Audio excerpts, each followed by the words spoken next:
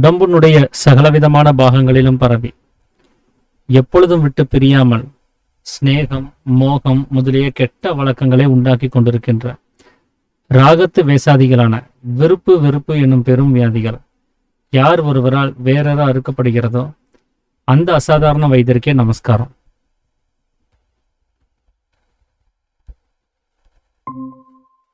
நாம நேத்திக்கு வரைக்கும் அன்னம் அப்படின்னா என்னங்கிறத கவனிச்சுட்டு வந்திருந்தோம். அசுவாக இருக்கக்கூடிய பிராணனை அது அயனம் செய்யறது, அதாவது வெளியில போகக்கூடிய ஜீவசக்தியான வாயுவை வெளியில போக விடாமல் தனக்குள்ளாரே நிலைப்பெற செய்யறதுக்கு பேர் தான் அன்னம் அப்படின்னு சாமி சொல்லியிருந்தார். அந்த அன்னத்தை புசிக்காதனால தான் இங்க எல்லாருமே செத்துட்டு இருக்கிறாங்க. யார் ஒருத்தர் தன்னுடைய பிராணனை வெளியில விடாமல் தன் உள்ளிலே நிலைப்பெற செய்கிறார்களோ அவங்க செத்து போறது கிடையாது அப்படிங்கிறதையும் சாமி உறுதியா சொல்லியிருந்தார். இப்ப நாம செத்து போறதுக்கு காரணமே இந்த பிராணனானது வெளியில போய் இந்த உலகம்ங்கிற அவஸ்தையை உண்டு பண்றதுதான். அதனால ஜீவசக்தியான வாயுவினுடைய பிரதிபலிப்பாகத்தான் இந்த உலகமானது இருக்குது, தேஜஸாகத்தான் இந்த உலகம்ங்கிறது இருக்குது. அப்ப அது உலகத்தை உண்டு பண்ணணுங்கிறதுக்காகத்தான் அது வெளியிலேயே வருது. அதனால உலகத்தினுடைய உற்பத்தியை பத்தியும் சாமி சொல்லியிருந்தார். உலகம் அப்படிங்கிறது இந்த மனதினால உண்டாகக்கூடிய கற்பனையாக இருக்கிறது. அப்ப மனமானது எப்படி வருது அப்படின்னா, ஒரு விதையிலிருந்து விருட்சமானது எப்படி அந்த தோல் இரண்டாக பிளவுபட்டு உள்ள இருக்கக்கூடிய பருப்பு அது விருட்சமாக வளர்ந்து வருதோ, அதே போல நமக்குள்ளார இருக்கக்கூடிய நம்மளுடைய உடம்புக்குள்ளார இருக்கக்கூடிய ஜீவனானது இந்த தோலின் வழியாக, இந்த உடம்பின் வழியாக, இதுல இருக்கக்கூடிய புலன்களின் வழியாக, கண்ணு, காது, மூக்கு, வாய், தோல் அப்படின்னு சொல்லக்கூடிய இந்த துவாரங்கள் வழியாக அது மனமாக வெளியில வருது. அப்படி வெளியில வரக்கூடியது இந்த அகங்காரம் அப்படின்னு சொல்லக்கூடிய அறியாமையை உண்டு பண்ணி அதுல இந்த இன விருத்திகளை உண்டு பண்றதுக்கு காரணமாகுது. அதனால இந்த நம்மளுடைய இந்த மனதனுடைய உற்பத்தியை சாமி விருட்சத்தினுடைய அந்த உற்பத்தியையும் ஒப்பிட்டு அதை சொல்லியிருந்தார். எப்படி பருப்புல இருந்து அந்த விருட்சமானது அந்த தோல் அகங்காரமாக இருக்கக்கூடிய தோல், அதனுடைய பருப்பை மூடி இருக்கக்கூடிய தோல் பிளவுபட்டு விருட்சமாக வருதோ, அதே போல இந்த மனமானது வெளியில வருது. அந்த விருட்சத்தினுடைய வேலையே என்ன அப்படின்னா அடுத்தடுத்த சந்ததிகளை உற்பத்தி பண்ணிட்டே இருக்கிறது தான். அதனாலதான் சாமி சொன்னாரு, ஒரு மரத்தை வெட்டணும்னு சொன்னா அதுல ஒரே ஒரு உயிர் மட்டும் அங்க இல்ல, அந்த ஒரே ஒரு மரம் மட்டும் செத்து போறது கிடையாது. அந்த மரத்துக்குள்ள அநேக மரங்கள் இருக்குது. அது பூவாக இருக்குது, காயாக இருக்குது, பழங்களாக இருக்குது. அந்த ஒவ்வொரு பழத்துக்குள்ளாரையும் அநேக விதைகள் இருக்குது. ஒவ்வொரு விதையிலையும் ஒவ்வொரு மரமானது ஒளிஞ்சிருக்குது. அதனால ஒரு மரத்தை நசிய செய்யறதுங்கிறது அது பல மரங்களை நசிய செய்யறதுக்கான ஒரு விஷயமா இருக்குது அப்படிங்கிறதையும் சாமி சொல்லியிருந்தார். அந்த மனமா இருக்கக்கூடிய அந்த மரத்திற்கு எப்படி சந்ததிகளை உற்பத்தி பண்றதுக்கான ஒரு நிலைமை இருக்குதோ, அதே போலதான் நமக்குள்ள இருக்கக்கூடிய மனதிற்கும் இந்த விசாரங்களை உற்பத்தி பண்ணி உலகத்தை காக்கிற வேலையை செஞ்சுட்டு இருக்குது. அதனால இந்த மனமும் ஒரு சம்சார விருட்சமாக மீண்டும் மீண்டும் அடுத்தடுத்த பதிவுகளை உண்டு பண்ணி நம்மளை இந்த உலகம்ங்கிற அவஸ்தையிலேயே வச்சிருக்கிறதுக்கான ஒரு வேலைகளை அது தொடர்ந்து செஞ்சுட்டே தான் இருக்குது. இப்படிதான் இவ்வளவு சின்ன மனசுல இருந்து இவ்வளோ பெரிய உலகமானது உண்டானதுக்கு இது ஒரு காரணமா இருக்குது அப்படிங்கிறதையும் நேற்று சாமி தெளிவுபடுத்தி இருந்தார். ஸோ இன்னைக்கு நம்ம பார்க்க இருக்கிற ஒரு விஷயம் என்ன அப்படின்னா, சரி நாம இந்த உலகம்ங்கிற அவஸ்தைய உண்டு பண்ணிட்டோம், சரி நமக்குள்ளார இருந்து அது வெளியில வந்துருச்சு அப்படின்னு சாமி உதாரணம் மூலமா சொல்லிட்டாரு, சரி. ஆனா பார்க்கும் போது அது அந்த மாதிரி இல்லையே. நாம தான் இந்த உலகத்துல இருக்கிற மாதிரி இருக்கே தவிர உலகம் ஒன்றும் நமக்குள்ளார இருந்து வெளியில வந்த மாதிரி ஒரு அடையாளமே காணும். ஒருவேளை இந்த உலகம் நமக்குள்ளார இருந்து தான் வருது அப்படின்னா அது ஒண்ணு நம்மளை விட சிறுசா இருக்கணும். இப்ப நம்ம பேக்கெட்டுக்குள்ளார ஒரு மணி பர்ஸ் வச்சிருக்கிறோம்னு வச்சுக்கோங்க. அந்த பர்ஸ் அந்த பேக்கெட்டை விட சின்னதா இருந்தாதான் உள்ளுக்குள்ளார போறதுக்கும் வெளியில வர்றதுக்கும் வசதியா இருக்கும். பேக்கெட்டை விட பெரிய சைஸா இருக்கிறத வந்து நம்ம உள்ளுக்குள்ளார வைக்க முடியாது. ஆனா இந்த உலகம்ங்கிறது நமக்குள்ளார வந்துட்டு நமக்குள்ளார இருந்து வெளியில போகுது அப்படிங்கிறப்போ நம்ம வெளியில பார்க்கும்போது நாம தான் ஏதோ இந்த உலகத்துல இருக்கிற மாதிரி இருக்கே தவிர உலகம் ஒண்ணு நமக்குள்ளார இருக்கிற மாதிரி எந்த ஒரு அடையாளத்தையும் நம்மளால பார்க்க முடியறது கிடையாது. ஸோ இது எப்படி, ஏன் இந்த தோற்றமானது இப்படி இருக்குது? அது நம்மளிருந்து வெளியில வந்திருந்தா கூட நாம தான் உலகத்துல இருக்கிற மாதிரி ஒரு தோற்றத்தை ஏற்படுத்துதே தவிர இந்த உலகம் நம்மளிருந்து வந்ததுன்னு சொல்லி நம்புற மாதிரி இதுல எந்த ஒரு விஷயமும் இல்லையே, அதுக்கு ஏதாவது ஒரு விளக்கங்களை கொடுங்களேன் அப்படின்னு சொல்லி சீடன் வந்து அடுத்ததா ஒரு கேள்வி கேட்டிருப்பாரு. ஆமா, இந்த உலகம்ங்கிறது வந்து நமக்குள்ளார இருந்து வந்திருக்கிறதுங்கிறது உண்மைதான். அது ஏன் வந்து வித்தியாசமா தெரியுது அப்படின்னா, ஒரு அறை இருக்குது அப்படின்னு சொன்னா அந்த அறைக்குள்ளார நம்ம என்ன பண்றோம், ஒரு புகை உண்டாகிற மாதிரி ஒரு பாத்திரத்தை ஏற்படுத்திட்டு அந்த பாத்திரத்தை வந்து புகையை உண்டு பண்ணிட்டு அந்த பாத்திரத்தை மூடி வச்சுட்டோம். அந்த புகை வெளியில வர்றதுக்கு வாய்ப்பே இல்லை அப்படின்னு சொன்னா அந்த புகை பாத்திரத்துக்குள்ளார இருக்கும். கொஞ்ச நேரத்துல அந்த கங்கும் அணைஞ்சு போய் அதுல ஏற்பட்ட புகை அதுலயே கொஞ்ச நேரம் இருந்து அதுவும் காணாம போயிடும். ஆனா அந்த புகை வெளியில வர்றதுக்கான ஏதாவது துவாரங்கள் இருக்குதுன்னு வச்சுக்கோங்க. இப்ப பாத்திரத்தை மூடி வைக்காம ஒரு சட்டங்களால பின்னப்பட்டிருக்கக்கூடிய ஒரு கூடையை மூடி வைக்கிறோம். அந்த சட்டங்களுக்கு இடையில ஏகப்பட்ட துவாரங்கள் இருக்கும் கூடையில.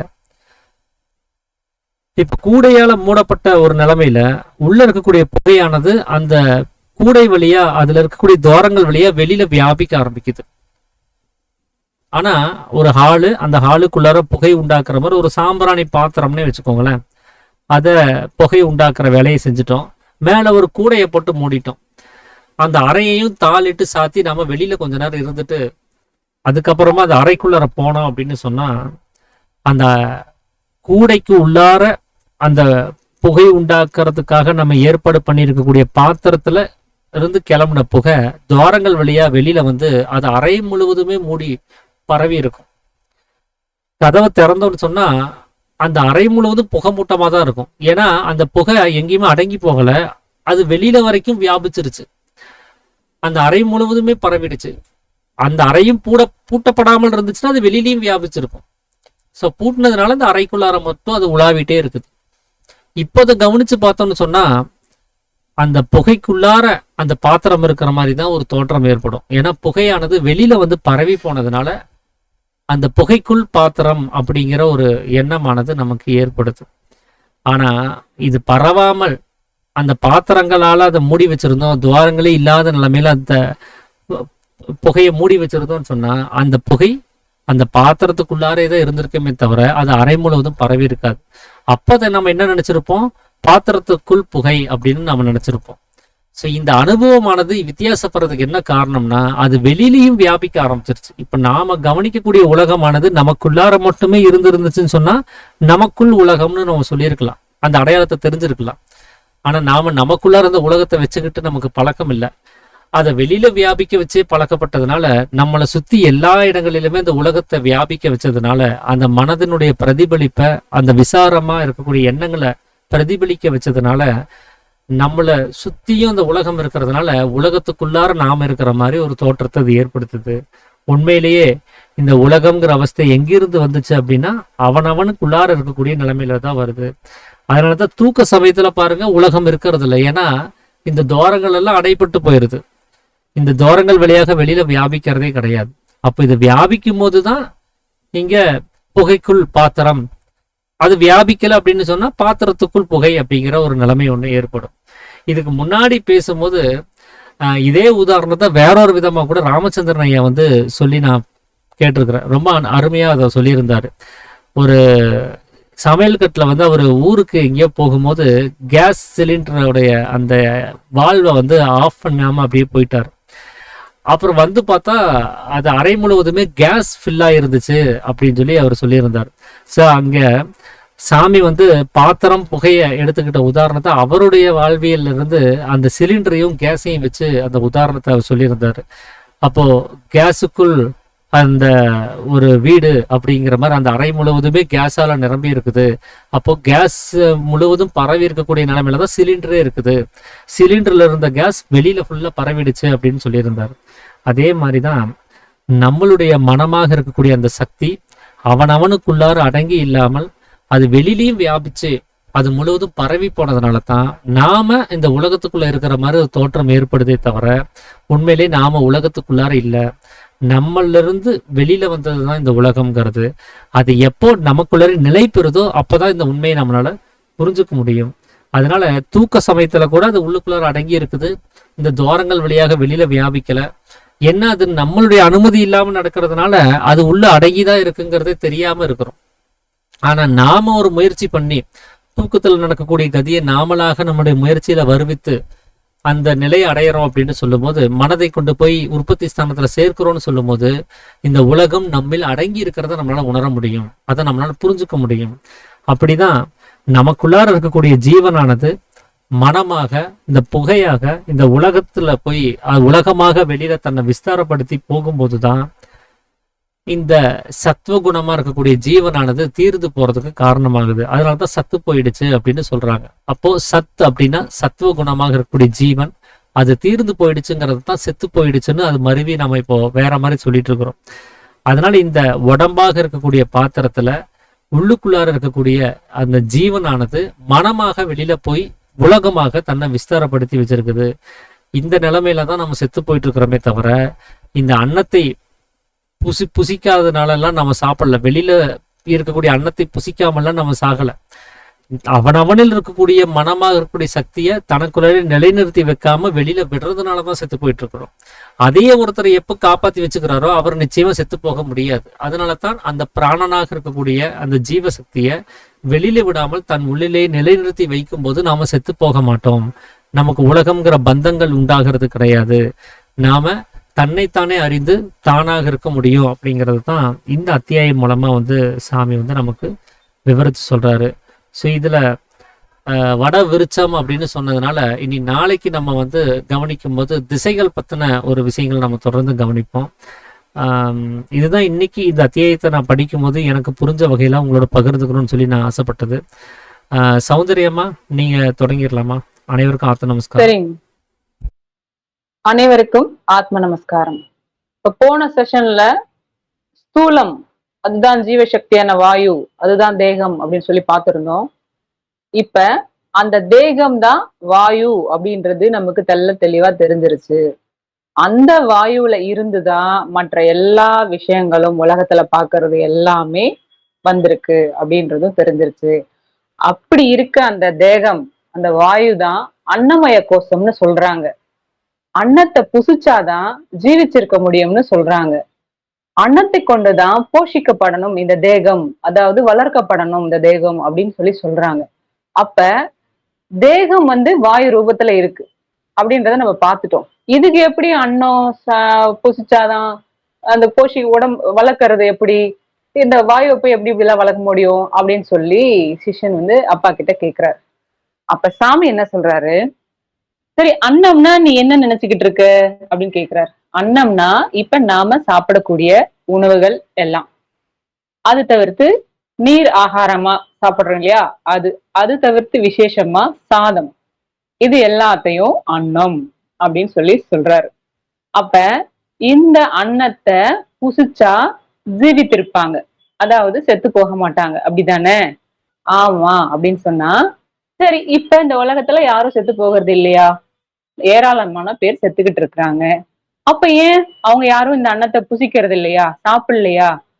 ஏன் செத்து போறாங்க அப்படின்னு கேட்டா, அவங்க எல்லாம் சாப்பிட்டவங்க தான். ஏன் செத்து போயிட்டாங்கன்னா அவங்களுக்கு ஆயில் கம்மியா இருக்கு, அதனால செத்து போயிட்டாங்க அப்படின்னு சொல்லி சிஷ்யன் சொல்றாரு. ஸோ ஆயில் கம்மியா இருக்குன்னு சொல்றதெல்லாம் தப்பு. உண்மையாவே இந்த தேகம் அன்னம் புசித்தால் தான் ஜீவித்து இருக்க முடியும், அன்னத்தை கொண்டுதான் போஷிக்கப்படும், அதாவது வளர்க்கப்படும் சொல்றதெல்லாம் உண்மைதான். நமக்கு அந்த அன்னம் என்னதுன்னு நமக்கு தெரியல, அதனால நாம இது வரைக்கும் புசிக்கல. புசிக்காததால நம்மளால ஜீவித்து இருக்க முடியல, செத்து போயிடுறோம் அப்படின்னு சொல்றாரு. அப்ப அந்த அன்னம்னா என்ன, அந்த அன்னத்தை நம்ம இது வரைக்கும் அறியல. சோ இப்ப நாம அந்த அன்னத்தை தெரிஞ்சுப்போம். அன்னம் என்றால் அசனம், அசனம் என்றால் அசுவாய் இருக்கக்கூடிய பிராணன். இந்த இடத்துல அன்னம், அசனம், அசுவாய் இருக்கக்கூடிய பிராணன், இது எல்லாமே அந்த பிராணனை தான் குறிக்குது. ஜீவசக்தியான வாயுவை தான் குறிக்குது. சோ இந்த அசுவாய் இருக்கக்கூடிய இந்த பிராணனை அயனம் செய்யணும். அயனம்னா என்னன்னா தடுத்து நிறுத்தணும். ஏன் அதை தடுத்து நிறுத்துறோம்? எப்படி தடுத்து நிறுத்துறது அப்படின்னா, நம்ம பிராணன் எங்க இருக்கு? உள்ளுக்குள்ளதான் பிராணன் இருக்கு. அந்த பிராணனை வெளியில போக விடக்கூடாது.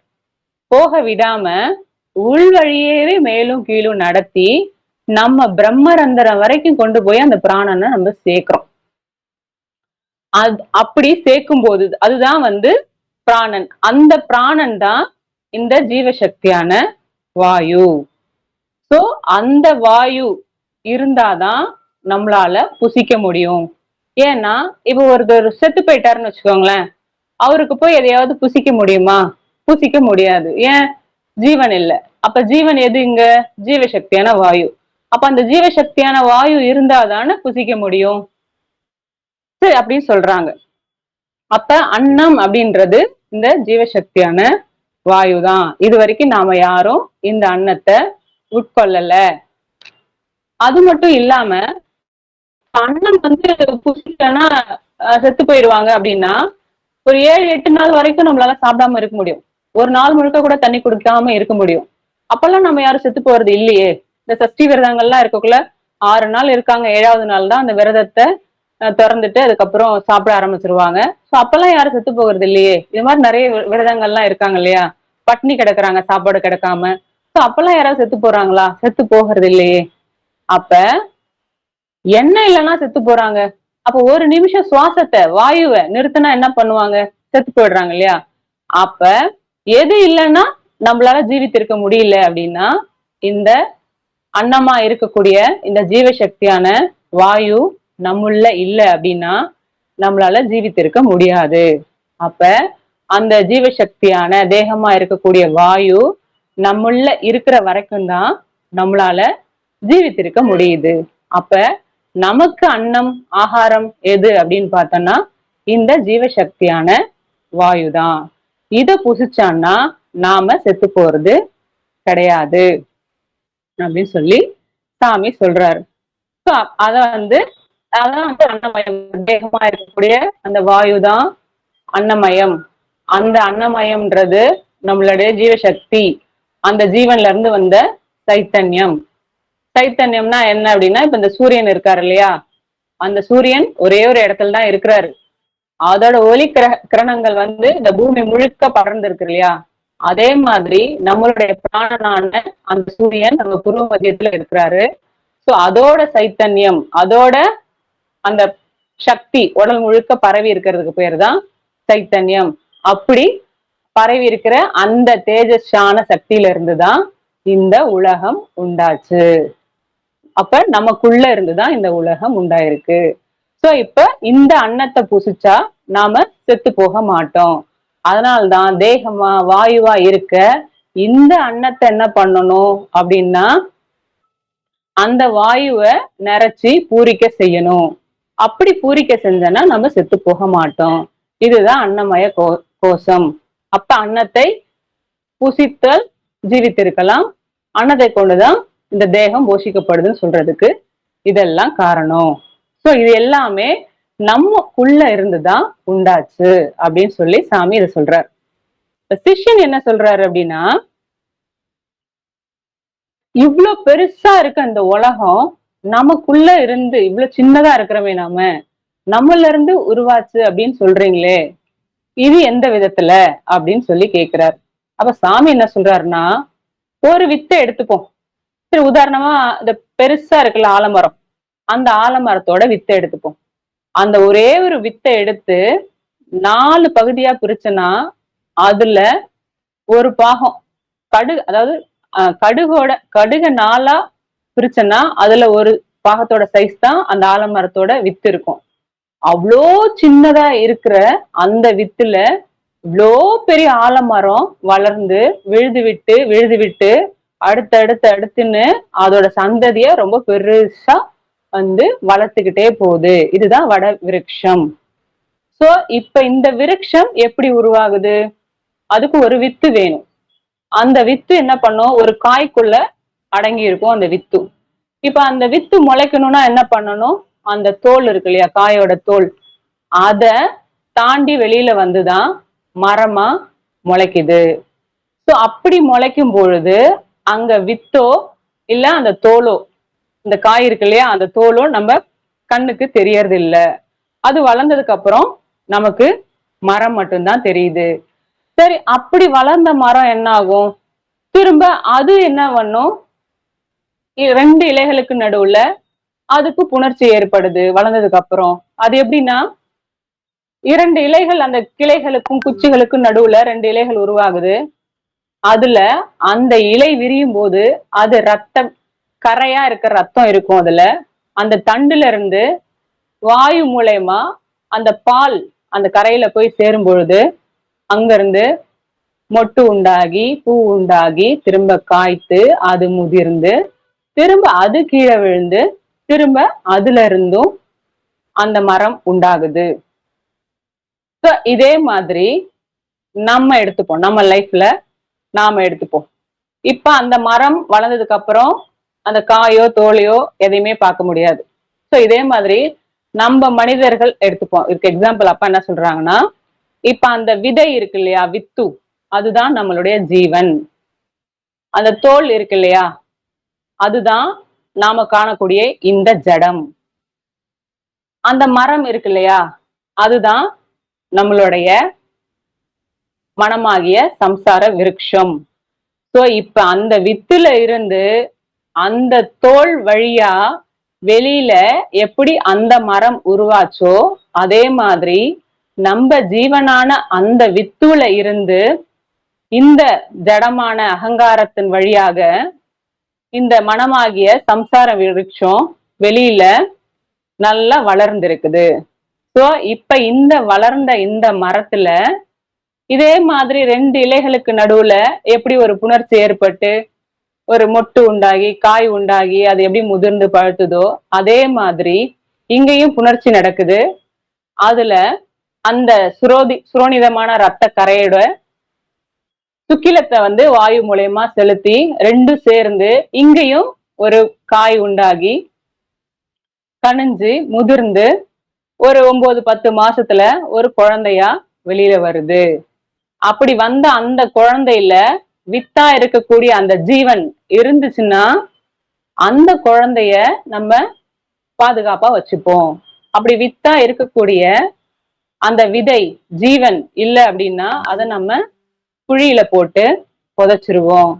இப்ப நம்ம ஆலமரம் இருக்கு இல்லையா, அதை பார்த்தோம் இல்லையா, அந்த ஆலமரத்துல நிறைய மொக்கு வச்சிருக்கும் போது ஏதாவது ஒரு மொட்டை மட்டும் செலக்ட் பண்ணி அதுல ஏதாவது ஒரு மார்க் பண்ணிட்டு அது காய் வளர்ற வரைக்கும் பார்த்தா இந்த பூவுல இருந்துதான் இந்த காய் வளர்ந்துச்சுன்னு ஓரளவுக்கு நம்மளால கண்டுபிடிச்சிட முடியும். ஒரு மார்க் ஐடென்டிபிகேஷன் எல்லாம் வச்சு கண்டுபிடிச்சிட முடியும். ஆனா நம்மளுடைய இந்த சம்சார விருட்சம் இருக்கு இல்லையா, அந்த விருட்சத்துல இருந்து வரக்கூடிய அந்த பூ நம்ம பார்க்க முடியாது. சரி, அதே மாதிரி பூவை பார்க்காம காய் காய்க்கிற ஒரு மரம் இருக்கு. அது என்னன்னா அத்தி மரம். இந்த அத்தி மரம் என்ன பண்ணும், இருட்டுலதான் பூக்கும். அது யாரு கண்ணுக்குமே தெரியாது. பூத்த கொஞ்ச நேரத்துல என்ன பண்ணும், காயாயிரும். அப்ப காலையில பாக்குறவங்களுக்கு என்ன தெரியும் அப்படின்னா, அத்தி மரம் பூக்கல, நேரா காய் வச்சிருச்சு, அந்த மாதிரிதான் தெரியும். அதே மாதிரிதான் நம்ம மனமாகிய மரம் பூக்காமல் காய்கிறது. சோ அந்த அத்தி மரம் மாதிரி அப்ப இந்த மனசுல இருந்து உருவான அந்த பூ, எந்த பூ மூலயமா இந்த விருட்சம் உண்டானது, இந்த காய் உண்டாச்சு அப்படின்லாம் நம்மளால கண்டுபிடிக்க முடியாது. சரி, இப்ப அந்த மரத்துல இருந்து பூவு காய் பழம் திரும்ப அது விதையா மாறுது, திரும்ப மரம் முளைக்குது, திரும்ப அதே ப்ராசஸ், மறுபடியும் அது புணர்ச்சி ஏற்படுது, மறுபடியும் பூ ஆகுது, காயாகுது, கனியாகுது, திரும்ப பழமாகுது, திரும்ப விதையாகுது, திரும்ப மரமாகுது, திரும்ப புணர்ச்சி ஏற்படுது. சோ இதே மாதிரிதான் ஒரு விதையில இருந்து அவ்வளோ பெரிய சந்ததிய வந்து அந்த மரம் கிரியேட் பண்ணிருது. அதே மாதிரி நம்மளுடைய மனதாகிய அந்த சம்சார விருட்சத்திலிருந்து பிறந்த அந்த குழந்தை இருக்கு இல்லையா, அந்த குழந்தை வளர்ந்து புஷ்பித்து புணர்ச்சி செய்து அதிலிருந்து திரும்பவும் கர்ப்பம் உண்டாகுது, திரும்பவும் அது வளருது, திரும்ப அது பிறக்குது. சோ இதே மாதிரி ஒரு செயின் மாதிரி திரும்ப திரும்ப திரும்ப ரொட்டீனா இதே மாதிரி போய்கிட்டு தான் இருக்கு. சோ இந்த ஆலமரம் எப்படி அதோட சந்ததி அவ்வளோ பெருசா வளர்த்துக்கிட்டே போகுதோ, ஒண்ணுல இருந்து வளர்த்துட்டே போதோ, அதே மாதிரி நம்மளுடைய மனமாகிய வருஷத்துல இருந்தும் இதே மாதிரி பெருசா சம்சார விருட்சமா வட விருட்சமா வளர்ந்துட்டு இருக்குது. சோ இப்ப அந்த ஒரே ஒரு மரத்தை நம்ம அழிச்சிட்டோம்னா அதுல இருந்து எவ்வளோ மரங்கள் உருவாகும் ஃபியூச்சர்ல. அது எவ்வளோலாம் நம்மளால கணக்குப்படி சொல்ல முடியாது. சோ அவ்வளவு ஒரு அழிவு ஏற்படும். அதே மாதிரி நம்மளுடைய இந்த மனதாகிய சம்சார விருட்சத்தை ஒரே ஒரு சம்சார விருட்சத்தை அழிச்சிட்டோம் அப்படின்னா இதே மாதிரி எவ்வளவு சந்ததிகள் உருவாகும் இல்லையா? அது எவ்வளவு சந்ததிகள் உருவாகும்னே நம்மளால சொல்ல முடியாது. அது எல்லாமே அழிஞ்சு போயிரும். சரி, இப்ப நம்ம ஆதாம் ஏவாள்ல இருந்துதானே இந்த உலகம் உண்டாச்சுன்னு சொல்றாங்க. அந்த 2% இருந்து தானே இவ்வளோ பெருசு. நம்ம எல்லாருமே அவங்க மூதாதையர்கள் அவங்க தானே சொல்றாங்க. சோ அதே மாதிரிதான் இப்ப ஒரு வித்துல இருந்து மரம், இப்ப ஒரு மாமரம் எடுத்துக்கோங்களேன். ஒரே ஒரு விதைய நட்டு வைக்கிறோம். அதுல இருந்து ஒரு குறைஞ்சது ஒரு 1000 காய் அந்த மாமரத்துல காய்க்குது. அப்ப அந்த 1000 காயும் மறுபடியும் முளைச்சதுன்னா மறுபடியும் அதுல இருந்து எவ்வளவு காய் வரும்? சோ இந்த உலகம் ஃபுல்லா நட்டா கூட பத்தாது, இடமே பத்தாது. அவ்வளோ பெருசா அதோட உற்பத்தி இருக்குது. அதே மாதிரி கணக்கே இட முடியாது. சம்சார விருட்சமும் இவ்வளோ பெருசா இருக்கு அப்படின்னு சொல்றாரு. அப்ப இந்த மனமாகிய சம்சார விருட்சம் தான் வட விருட்சம்னு சொல்றாங்க. இந்த வட விருட்சம் எங்க இருக்கு அப்படின்னா மூலத்தில் இருக்கிறது. அதாவது உற்பத்தி ஸ்தானத்துல இருக்குது. அங்கதான் தட்சிணாமூர்த்தி இருக்காரு. அதே மாதிரி இந்த உலகம் நம்மில இருந்துதான் உண்டாச்சு அப்படின்னு சாமி சொல்றாரு. சரி, இப்ப மறுபடியும் சாமிக்கு என்ன டவுட் அப்படின்னா, இந்த உலகம் நம்மள இருந்து, அதாவது என்னில இருந்து உருவாச்சுன்னு சொன்னீங்க. ஆனா நான் இந்த உலகத்துல என்னையே பாக்குறேனே, அது எப்படி அப்படின்னு கேக்குறாரு. இப்ப சாமி சொல்றாரு, இப்ப ஒரு வாய் அகலமான ஒரு பாத்திரத்தை எடுத்துக்கிறோம். எடுத்துட்டு அதுல நெருப்பு கங்கு இருக்கு இல்லையா, அதெல்லாம் போட்டுடுறோம். போட்டுட்டு அதுல புகை உண்டாகக்கூடிய அளவுக்கு சாமான்கள் எல்லாம் போடுறோம். போட்டுட்டு அந்த பாத்திரம் எரியறதுக்காக அந்த புகையெல்லாம் உருவாகும். அப்ப அந்த பாத்திரம் நிறைய புகை வரும்பொழுது என்ன பண்றோம், அந்த பாத்திரத்துடைய வாயை கட்டிடும். பாத்திரத்துக்குள்ளதான் புகை இருக்கு. சரி, இப்ப நான் ஒரு பெரிய அறை இருக்கு. அந்த அறையில இருக்க எல்லா ஜன்னல்களையும் சாத்திட்டு அந்த பாத்திரத்தை மூடிருக்கேன் இல்லையா, கட்டி வச்சிருக்கேன் இல்லையா, இப்ப அதை அவிழ்த்து விட்டுடுறோம். என்ன ஆகும் அப்படின்னா கொஞ்சம் கொஞ்சமா என்ன பண்ணும், அந்த புகை பரவி அந்த அறை முழுக்க பரவிடும். பரவினதுக்கு அப்புறம் என்ன ஆகுது அப்படின்னா, பாத்திரம் எங்க இருக்கு அப்படின்னு பார்த்தா அந்த புகைக்குள்ள பாத்திரம் இருக்கிற மாதிரி தெரியும். ஆனா உண்மையாவே புகை எங்க இருந்து உருவாச்சு? பாத்திரத்துக்குள்ளதான் இருந்து உருவாச்சு. ஆனா இப்ப நாம அப்படி பாத்திரத்தை விட்டு அந்த புகை வெளியே போனதுக்கு அப்புறம் என்னாச்சுன்னா அந்த புகைக்குள்ள பாத்திரம் இருக்கிற மாதிரி தெரியுது. இதே மாதிரிதான் இந்த மனமாகிய புகையாகிய மனம் நமக்கு உள்ள இருக்கிற வரைக்கும் உள்ளதான் இருக்கும், ஒண்ணுமே தெரியாது. ஆனா அது எப்ப நமக்குள்ள இருந்து வெளியில மனமாகிய புகை வெளியில வந்துருச்சோ, உலகமா வந்துருச்சோ, அப்ப அந்த உலகத்துல நாம இருக்கிற மாதிரி ஒரு தோற்றம் உண்டாகுது. சரி, இப்ப இந்த பாத்திரம் சொன்னோம் இல்லையா, பாத்திரத்துல கங்கு போட்டோம் இல்லையா, அக்னி, அதுதான் ஜீவன். இந்த பாத்திரம் சொன்ன இல்லையா, அதுதான் ஜடம். அந்த பாத்திரத்துல இருந்து புகை வெளியில போச்சு இல்லையா, அதுதான் மனம். இப்ப இந்த அக்னியான ஜீவன் இல்லைன்னா இந்த புகையா இருக்கிற மனம் உண்டாகாது. இப்ப இந்த அக்னியும் புகையும், அதாவது ஜீவனும் மனமும் இல்லைன்னா இந்த ஜடத்துக்கு ஒரு வேலையும் கிடையாது, வெறும் ஜடம், அவ்வளவுதான். அதால அங்க புகையோ இல்ல ஜீவனோ இல்ல மனமோ எதுவுமே, அக்னியோ எதுவுமே இருக்க போறது கிடையாது. சோ இப்ப நம்ம ஜீவன் இருக்கு இல்லையா, அந்த ஜீவன் தான் என்னது, இந்த மனது மூலயமா புகையா வெளியில போய் போய் போய் போய் நலிச்சு என்ன பண்ணுது, ஒரு ஸ்டேஜுக்கு மேல நம்ம போட்ட அந்த கங்கு இருக்கு இல்லையா, அது அணைஞ்சு போயிருது. அதுதான் நம்ம ஜீவன். அப்ப நம்மளுடைய ஜீவசக்தியான வாயு மனதின் மூலயமாக புகையாக வெளியில போகுது. கொஞ்சம் கொஞ்சமா போயிட்டு அந்த ஜீவசக்தி ஃபுல்லா தீர்ந்து போயிடுது. தீர்ந்து போயிட்ட உடனே என்ன ஆகுது அப்படின்னா, செத்து போகின்ற அந்த நிலைமை உண்டாகிறது. உண்டான உடனே என்ன ஆகும், மனமும் போயிரும். ஜீவன் போயிருச்சு, மனமும் போயிருது. அப்ப நம்ம தூங்கும் போது என்ன ஆகுது அப்படின்னா, இந்த மனம், அதாவது இந்த புகை என்ன பண்ணுது, உள்ளுக்குள்ள அடங்கி இருக்கு. நாம தூக்கம் விழிச்சு எழுந்த உடனே என்ன பண்ணும், மனம் வெளியில வந்துரும். அந்த புகை வெளியில வர ஆரம்பிச்சிருது இல்லையா. அப்ப நம்ம வீட்டுக்குள்ள இருக்கிற வரைக்கும் கொஞ்சமா தான் அந்த புகை வெளியில வரும். வெளியில நடந்து போக போக என்ன பண்ணுது, அது இது எல்லாத்தையும் பார்க்க பார்க்க பார்க்க பார்க்க என்ன பண்ணுது, இந்த உலகம் வந்து ரொம்ப பெருசாக்கிட்டே இருக்கு. அந்த புகையாகிய உலகம் பெருசாக்கிட்டே இருக்கு. அதே மாதிரி நம்ம மனசுல இருந்தும் அந்த விசாரங்கள் ரொம்ப பெருசாகிட்டே இருக்கு. இதே மாதிரி போக போக போக என்ன பண்ணுது, நம்மளுடைய சக்தி சத்து செத்து போயிருது. அதனால இறந்து போகக்கூடிய அந்த நிலைமைக்கு போயிடுறோம். சோ இதுதான் வந்து நாம இந்த உலகத்துல இருக்க மாதிரி தோன்றதுக்கு காரணம். ஆனா உண்மையாவே எங்க இருந்து வந்துச்சு இந்த உலகம், நம்மளுக்குள்ளதான் இருந்து வந்துச்சு அப்படின்னு சொல்லி சாமி இந்த அத்தியாயத்தை நிறைவு செய்கிறார். ஆத்ம நமஸ்காரம்.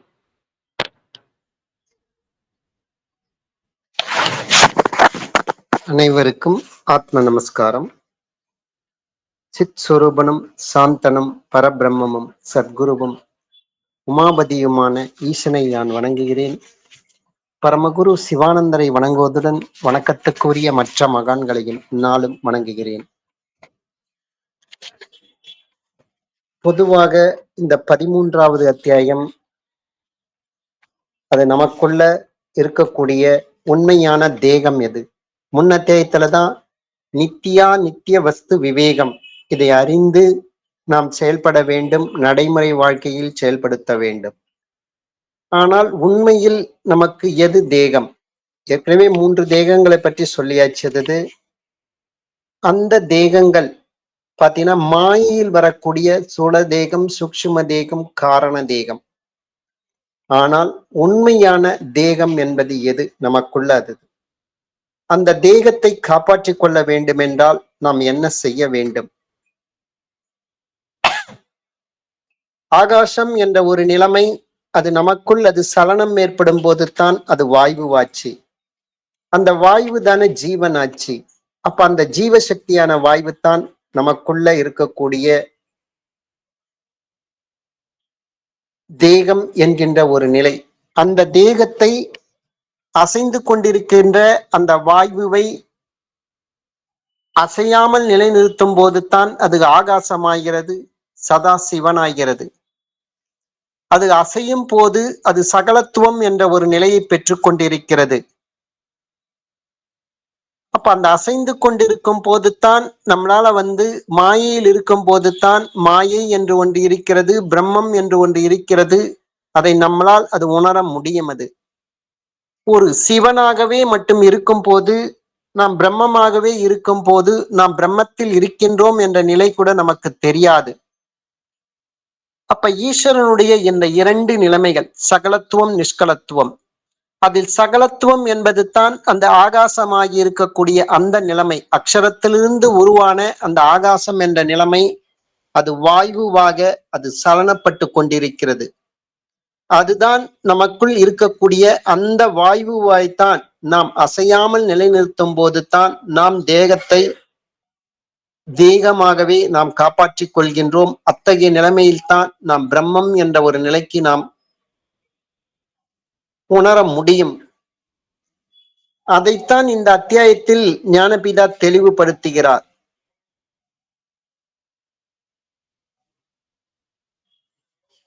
அத்தகைய தேகம் என்ற அந்த வாயு, அந்த வாயுனுடைய சலனம், அது எப்படி நமக்குள்ள அது விரயமாகி கொண்டிருக்கிறது, அதை எப்படி நம்மளால் அது காப்பாற்ற முடியாமல் வந்துவிட்டோம், அது நம்மளுடைய எந்த இடத்துல நம்மளுடைய அந்த கவனக்குறைவு என்பது ஏற்படுகிறது, அதில் ஒரு ஜாக்கிரதை என்ற நிலைமையை நாம் உண்டாக்க வேண்டும். நாம் எப்படி இந்த உலகத்துல மாயையில் நாம் மாட்டிக்கொண்டோம், இதை அறிந்தால்தான் இதை மாயையிலிருந்து நாம் விடுபட முடியும். நம்மை அறியாமல் நாம் மாட்டிக்கொண்டோம். அறியாமல் என்றால் ஜீவனை காப்பாற்ற தெரியாமல் இருப்பது தான் அறியாமை என்பதை இதுவரைக்கும் நம்ம பார்த்தோம். ஜீவசக்தியான வாயு தான் அறிவு. அந்த அறிவை நம்மால் காப்பாற்ற தெரியவில்லை என்ற ஒரு அறியாமையிலானதான் இந்த மாயையில் நாம் மாட்டிக்கொண்டோம். ஈஸ்வரனுடைய அந்த இரண்டு நிலைமைகள் என்பதற்குமே சகலத்துவம் நிஷ்கலத்துவம் என்ற இரண்டு நிலைகளுக்குமே ஆதி அந்தம் என்பது கிடையாது.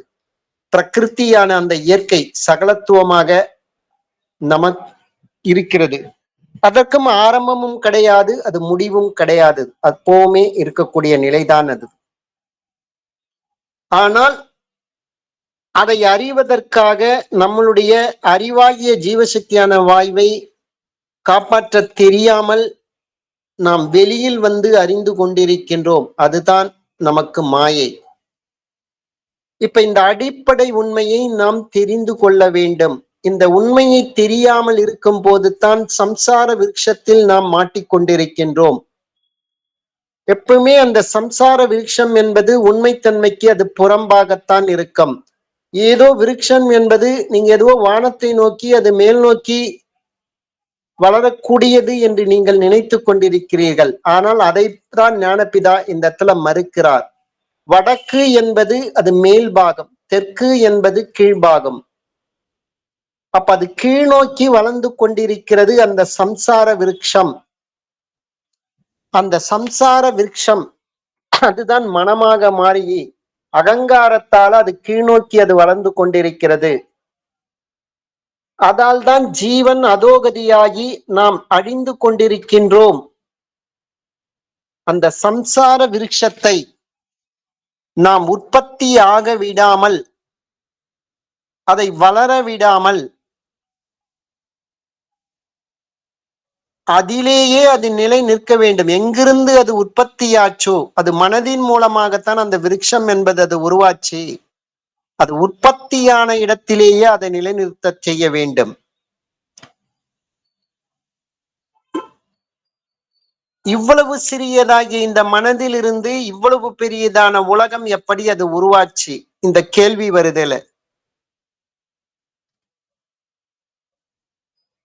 அப்ப அதனுடைய நிலையை நன்றாக நீங்கள் யோசித்து பாருங்கள்.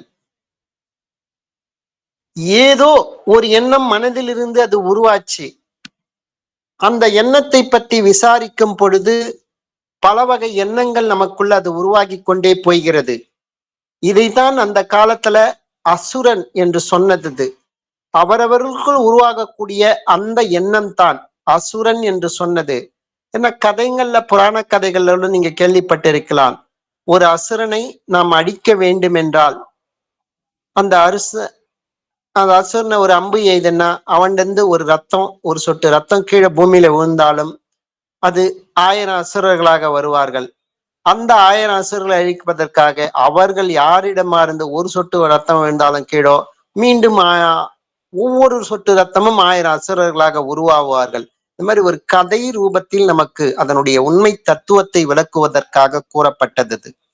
அதே போல்தான் ஒரு எண்ணம் அது உருவாச்சுனாலே, யாரோ ஒருத்தரை பத்தி தெரிஞ்சுக்கணும்னாலே அவருக்கு எத்தனை வயசு, அவர் ஆணா பெண்ணா, அவர் என்ன படிச்சிருக்காரு, அவர் என்ன எங்க வீடு வச்சிருக்காரு, அவருக்கு கல்யாணம் ஆச்சா, அவருக்கு குடும்பம் என்ன, அவருடைய குழந்தைகள் எப்படி இருக்கிறார்கள், இந்த மாதிரி பல வகையான அது விசாரங்களுக்கு நாம் ஆளாக்கப்படுகின்றோம். அதுதான் ஒரு எண்ணம். ஒன்றை பற்றி ஒன்று தெரிந்து கொள்ள வேண்டும் என்றாலே அதை பற்றி பல வகையான இன்ஃபர்மேஷன்களை நம்ம கலெக்ட் பண்ண வேண்டிய அந்த சூழ்நிலை என்பது இயல்பாகவே வருகிறது. அப்போ ஒவ்வொன்றும் அவர் படிச்சாருன்னா என்ன படிச்சாரு, எங்க படிச்சாரு, அதை பற்றி விசாரணை டீப்பா போகுது. வேலை செய்யறாருன்னா எவ்வளவு சம்பளம், எங்க வேலை செய்யறாரு, என்ன ஷிப்ட் அப்படின்ற மாதிரி பல வகையாக அது விரிந்து கொண்டே போகிறது. அப்ப அந்த மாதிரி நம்மளுடைய அந்த வெளிநோக்கிய அடுத்தவர்களை பற்றி நாம் தெரிந்து கொள்ள வேண்டும் என்ற உணர்வு, தன்னை அறிவதற்கு யாருக்கும் விருப்பம் இல்லை மாயா சமுத்திரத்தில் இருப்பவர்களுக்கு. அடுத்தவர்களை பற்றி அறிவது தான் அவருடைய முக்கிய நோக்கமாக இருக்கிறது. அப்படி அடுத்தவர்களை பற்றி அறிவு, இதை அறிந்தால்தான் அறிய முடியும் என்ற முறையில பல வகையான வெளிநோக்கிய பயணத்திலேயே அறிவை நாம் சேகரித்துக் கொண்டிருக்கின்றோம். அதுதான் சம்சார விருட்சமாக நமக்குள். சம்சாரம் என்றால் மனைவி கிடையாதது. இந்த இடத்துல சொல்றது, இந்த உலகத்தில் இருக்கக்கூடிய பந்தம், அது பொருள் மேலேயும் இருக்கலாம், இல்ல கல்வி மேலேயும் இருக்கலாம், இல்ல பேர் புகழ் மேலேயும் இருக்கலாம், இல்ல குடும்பத்தோட அட்டாச்மெண்ட்டும் இருக்கலாம். அந்த பந்தம் தான், அந்த பந்தம்தான் சம்சார விருட்சமாக நமக்குள்ளது. கீழ்நோக்கி தெற்கு முகமாக அது விரிந்து கொண்டு வளர்ந்து கொண்டிருக்கிறது. அப்ப அதனுடைய வேர் எங்க இருக்கிறது? அந்த வேரில் தானே அதை முழுமையாக அழிக்க வேண்டும். வெறும் மரத்தை மட்டும் வெட்டிவிட்டால் போதுமா? அது மீண்டும் உற்பத்தியாகாமல் இருப்பதற்காக, மீண்டும் முளைக்காமல் அந்த மரம் இருப்பதற்காக அது வேரோடு எடுக்கணும்ல. அப்ப அந்த வேருக்கு எங்கிருந்து அது சக்தி கிடைக்கிறது?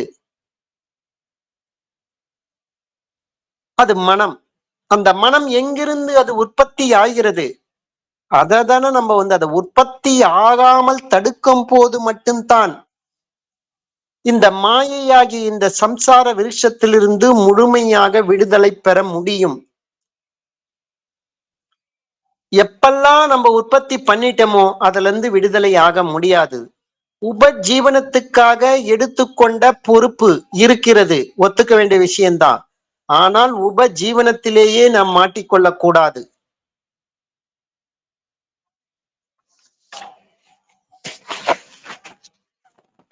அது உபஜீவனம் தான், ஒரு சைடு, அவ்வளவுதான். ஏன்னா இந்த உலகத்தை உருவாக்கி விட்டோம், நமக்குன்னு ஒரு குடும்ப பொறுப்புகளை உருவாக்கி விட்டோம், அதை முழுமையாக விட்டுவிட்டும் வர முடியாதது. அப்ப அவற்றுக்கு ஏற்றுக்கொண்ட பொறுப்பை சரிவர நிறைவேற்ற வேண்டும். இன்னும் எனக்கு 70 வயசு ஆகுது, இன்னும் உபஜீவனத்துக்காக எடுத்த பொறுப்பை நான் நிறைவேற்றல, இன்னும் என் கடமை இருக்கிறது, இன்னும் நான் சம்பாதிக்க வேண்டும், இன்னும் என் பேரன் பேத்திகளை பார்த்துக்க வேண்டும், அப்படின்ற மாதிரி மேலும் மேலும் கூடுதலாக உபஜீவனத்தை பொறுப்பேற்றுக் கொள்வது. ஏன்னா அதுலயே மாட்டிப்போம், வித பண்ண முடியாதது. ஏனென்றால் மனிதனுடைய சுவாசம் 24 மணி நேரமும் சதா பிராணாயாமம் நமக்குள்ள அது நடத்த வேண்டும். ஆனால் உபஜீவனத்துக்காக எடுத்துக்கொண்ட அந்த பொறுப்பை கடைசி வரைக்கும் நாம் விட முடியவில்லை என்றால்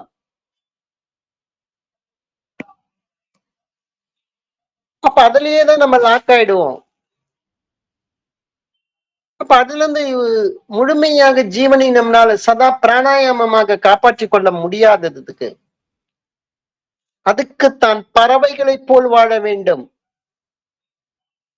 ஒரு பறவையோ பிற உயிரினங்களோ பிற ஜீவன்களோ அது ஈன்ற சிறிய குட்டிகளுக்கோ என்ன அதனுடைய பிழைப்புக்கான கல்வியை மட்டும்தான் அது சொல்லிக் கொடுக்கிறது.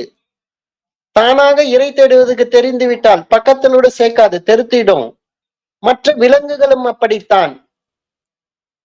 அடுத்த வேளை சாப்பாட்டு கூட எந்தவித கேரண்டியும் கிடையாது ஒரு பறவை இனங்களுக்கு, ஒரு விலங்கினங்களுக்கு கூட. ஆனால் நிம்மதியாக ஆனந்தமாக வாழ்கிறது. இருக்கிற இடம் கூட அதுங்களுக்கு எந்தவித கேரண்டியும் கிடையாது. ஆனால் மனிதர் என்று அபிமானித்துக் கொண்டிருக்கின்ற நமக்கு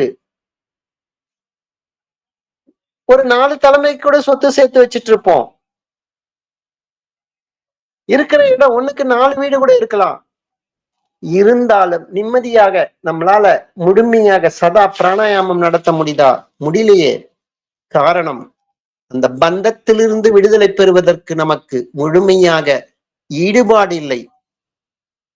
ஏதோ பேருக்கு தான் சொல்லிக் கொண்டிருக்கின்றோம், எனக்கு சித்த வித்தை வேணும், எனக்கும் அந்த கதி கிடைக்கணும், எனக்கும் பிரம்மானந்தம் கிடைக்கணும்னு சொல்றோம். வெறும் வார்த்தை அளவில் மட்டும்தான் இருக்கிறது, செயல் வடிவில் இல்லை. அகங்காரம் என்பது அது முறையாக செயல்படாவிட்டால், அதை சரியான முறையில் நாம் உபயோகிக்க பயன்படுத்த தெரியாத விட்டால் திரும்ப திரும்ப நாம் பந்தத்தில் தான் அகப்பட்டு கொண்டிருப்போம். வெறும் உபஜீவனத்துக்கு மட்டும் அதை பயன்படுத்தி விட்டு மற்ற டைம்ல அதனுடைய உற்பத்தியான இடத்திலேயே ஒரு ஜாக்கிரதை உணர்வோடு நாம் ஒடுக்கப்படும் போது மட்டும்தான் அகங்காரம் நாம் முறையாக செயல்படுத்துகிறோம். அதுல ஒரு ஜாக்கிரதை வர வேண்டும். இல்ல, என் குடும்ப பிரச்சனைகள் அனைத்தும் தீர்ந்து விட்ட பிறகுதான் நான் இதுல வருவேன், என்னுடைய உறவுகளுக்கெல்லாம் நான் தான் சப்போர்ட்டா இருக்கணும், அவங்களுக்கெல்லாம் பிரச்சனை தீர்ந்தவனதான் நான் வருவேன் அப்படின்னு ஒரு சொல்றது எல்லாம் எல்லாம் அதுக்குதான் ஏற்கனவே ஞானபிதா ஒரு கடிதம் மூலம் தெரிவித்திருக்கிறார். கோயம்புத்தூர்ல கணபதி சுவாமிகள் உடையாம்பாளையத்துல இருக்கிறவர். அவர் குடும்பத்திலிருந்து வெளியேறி சந்நியாசியாகிய காட்டுக்கு சென்று வைராகியத்துடன் ஜபம் செய்வதற்காக சுவாமியிடம் ஞானபிதாவிடம் அனுமதி கேட்கிறார், உபதேசம் பெற்று.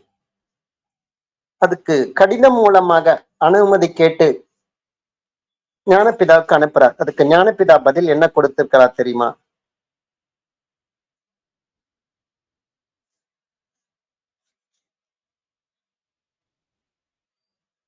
நீங்க எந்த இடத்துல விட்டு போனாலும், குடும்பத்தை விட்டு போனாலும், உங்க மனது அதை கூட தான் நீங்க வெளியில தானே நீங்க எடுத்துட்டு போறீங்க. மனதை விட்டுட்டா இங்க இருந்து போறீங்க கிடையாது. இல்ல, நீ காட்டுக்கே போனாலும் அதே மனதோட தானே நீங்க போக வேண்டி விடும்.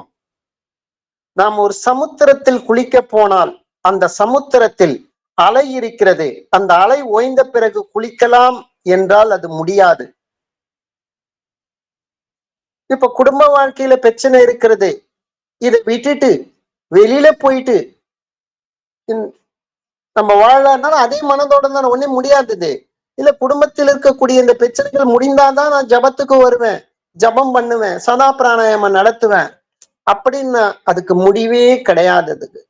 ஆயுள் முழுக்க அது தொடர்ந்து கொண்டே தான் இருக்கும், அது முடிவே கிடையாதது. அலை ஓய்ந்த பிறகுதான் குளிக்கலாம் என்றால் நிச்சயமாக, பிரச்சனை தீர்ந்த பிறகுத்தான் நாம் ஜபம் செய்யலாம் என்றால் நிச்சயமாக அது முடியவே முடியாதது. அப்ப கடல்ல குளிக்கணும்னு ஆசைப்பட்டனா அலையிலேயே இறங்கி குளிக்க வேண்டியது. அந்த அலையை பற்றி நம்ம கவலைப்பட வேண்டியதில்லை. அந்த அலை சமுத்திரத்திலேயே அது இயல்பாகவே இருக்கிறது. அப்படின்னா என்ன அர்த்தம்? மாயா சமுத்திரத்தில் இன்ப துன்பங்கள் என்பது, ராக துவேஷங்கள் என்பது இயல்பாகவே அது இருக்கிறது.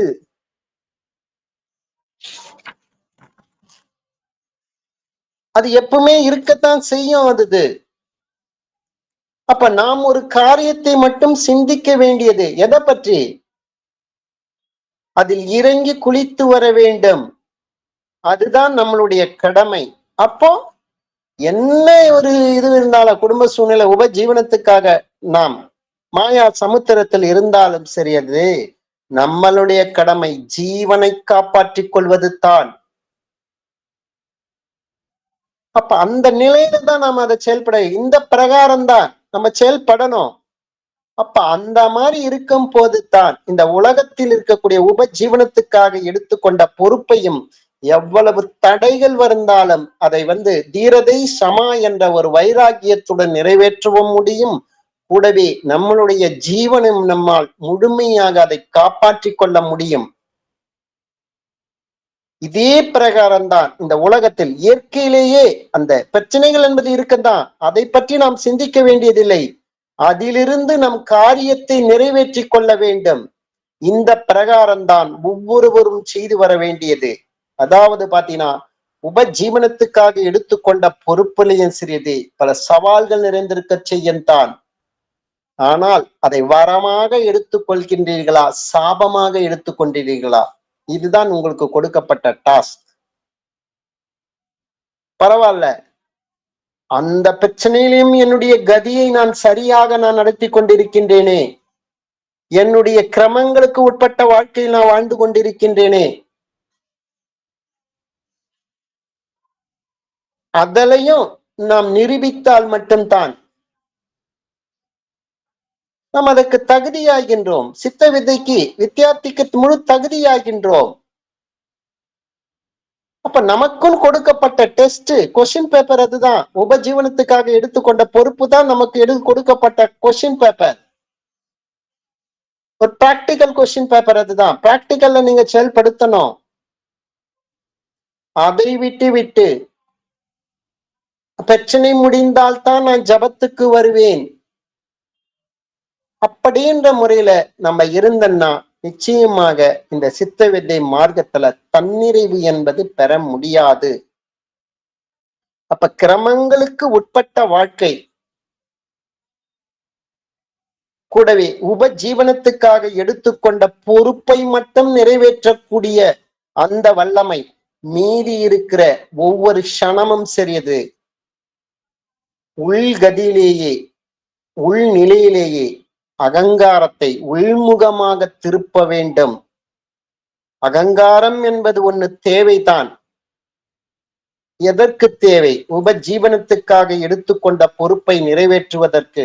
மனமும் தேவைத்தான் வெளியில் வியாபிக்க. எதற்கு? உபஜீவனத்துக்காக எடுத்துக்கொண்ட பொறுப்பை மட்டும் நிறைவேற்றுவதற்கு. மீதி டைம்லாம் அது இருக்க வேண்டிய இடத்துக்கு திரும்பி போயிடணும். அகங்காரம் அது இருக்க வேண்டிய இடத்துக்கு திரும்ப வேண்டும். மனம் அது உற்பத்தியான இடத்துக்கு திரும்பி செல்ல வேண்டும். அப்பதான் அது நம்ம முறையாக ஜாக்கிரதை நிலைமையில் நாம் அதை பயன்படுத்துகிறோம் என்பது. அப்படி இல்ல உபஜீவனத்துக்காக எடுத்துக்கிற பொறுப்புலயே நம்ம மாட்டிட்டு இருக்கணும்னா என்ன? இன்னும் ஜாக்கிரதை நமக்குள்ள வரல. உடல் அளவிலும் ஜாக்கிரதை வரவில்லை, மனதளவிலும் ஜாக்கிரதை வரவில்லை, ஜீவனுடைய அளவிலும் நமக்கு ஜாக்கிரதை வரவில்லை. அப்ப வெளி உலகத்தில் வியாபிக்கும் போது கூட ஒரு ஜாக்கிரதை உணர்வோடு தான் நாம் செயல்பட வேண்டும். இந்த ஜாக்கிரதை நிலைமை இல்லாமல் நாம் பயிற்சி செய்யறோம்ன்ற முறையில பாத்தீங்கன்னா ஏதோ ஒரு சில நிமிஷங்கள் சில வினாடிகள் நிச்சயம் அனுபவம் கிடைக்கலாம். இருந்தாலும் அந்த ஜபம் முடிச்சுட்டு வெளியில வந்தா நேரடியாக ஜாக்கிரதை இல்லாத உள்ள போனதால அந்த நிஷ்டை நிலைக்கு போனதால அதே ஜாக்கிரதை இல்லாத நிலைமையில மாயையிலையும் திரும்பி மாட்டிக்கொள்வீர்கள். ஆனால் முழு ஜாக்கிரதை உணர்வோடு உடல் அளவிலும் ஜாக்கிரதை, மனதளவிலும் ஜாக்கிரதை, ஜீவன் அளவிலும் ஜாக்கிரதை நிலைமையோடு நீங்கள் உள்முகமாக நீங்க பயணம் செய்ய கற்றுக்கொண்டால் மட்டுமே வெளிமுகமாக உபஜீவனத்துக்காக ஏற்றுக்கொண்ட பொறுப்பை நிறைவேற்றும் போது கூட அதே ஜாக்கிரதையில் தான் நீங்கள் இருப்பீர்கள். முதலில் உள்ளில் தான் நாம் உருவாக்க வேண்டும். வெளியில இயல்பாகவே அது தானாகவே உருவாகிவிடும். உள்ள உருவாச்சினாலே இததான் 5ஆம் அத்தியாயத்தில் ஞானபிதா நமக்கு தெளிவுபடுத்துகிறார். முதல்ல உள்ளதான் உருவாக்கணும். வெளியில உருவாகிட்டா உள்ள உருவாகாது. அப்ப அது நமக்குள் ஜாக்கிரதை நிலைமை. அப்ப இததான் சம்சார விருட்சம் ஒரு விதையாக நமக்கு உதாரணம் கொடுத்திருக்கிறார். அது தோல் தான் அகங்காரம், அதில் இருக்கக்கூடிய அந்த பருப்பு தான் ஜீவன். அதிலிருந்து வரக்கூடிய அந்த மரம் தான் அந்த மனமாகிய சம்சார விருட்சம்.